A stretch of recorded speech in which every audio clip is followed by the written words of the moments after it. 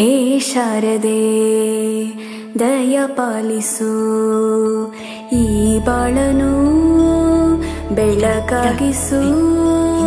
ಹೇ ಶಾರದೆ ದಯ ಪಾಲಿಸು ಈ ಬಾಳನು ಬೆಳಕಾಗಿಸು. ನಾಳೆಗಳ ದಾರಿಯಲ್ಲಿ ನಂಬಿಕೆಯ ನೆಲೆಯಾಗಿರಿಸು, ಮುನ್ನಡೆಸು. ಕೈ ಹಿಡಿದು ನಾವಾಡೋ ಪದ ಪದದಲ್ಲೂ ಸಂಚರಿಸು.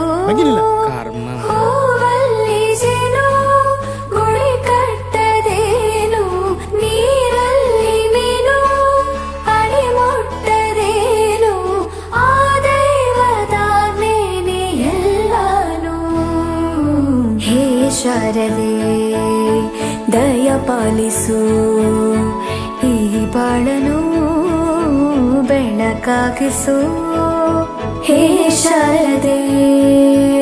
ಅಜ್ಜಿಯ ಮನೆಯಲ್ಲಿ ಪ್ರೀತಿಯಿಂದ ಹಲಸಿನ ಕಡುಬು, ಸೇಮೆಲ್ಲನದು ಶಾವಿಗೆ ಎಲ್ಲವೂ ಮಾಡಿಕೊಟ್ಟರು. ನನ್ನ ರಜಾ ದಿನಗಳು ಮೋಜಿನಿಂದ ತುಂಬಿತ್ತು. ವೆರಿ ಗುಡ್, ಕೂತ್ಕೋ. ಜಗದೀಶ, ನೀನೋದ? ಅವನಿಗೆ ಬಾಯಿ ಬರುದಿಲ್ಲ ಸರ್, ಮತ್ತೆ ಈಗ ಓದುದು. ಮಾತು ಬರೋದ್ರೆ ಎಂತಾಯ್ತಾ?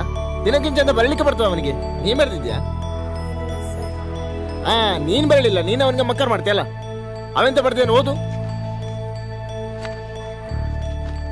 ರಜೆಯಲ್ಲಿ ನನ್ನ ಗೆಳೆಯರಾದ ಸತೀಶ, ಮಮ್ಮುಟ್ಟಿ ನೋಡನೆ ಬಹಳ ಚಂದದಲ್ಲಿ ದಿನಗಳನ್ನು ಕಳೆದೆನು.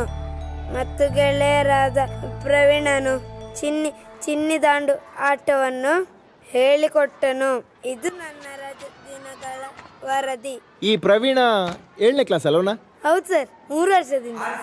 ಎಂತ ಅವಸ್ಥೆ ಮಾರೆ ನಮ್ದು. ಮೊದಲ ಕ್ಲಾಸೇ ಹೊರಗೆ ಹಾಕುದಂದ್ರೆ ಇವರಿಗೆ ಮನ್ಸತ್ತು ಉಂಟ. ಹೊರಗೆ ಹಾಕಿದ್ರೇನಾ? ಇಲ್ವಾ, ನಾವೇ ಗಾಳಿ ತೋರೋಣ ಅಂತ ಹೊರಗಡೆ ಬಂದಿದ್ದೀವಿ. ಹೋಗಲ್ಲ.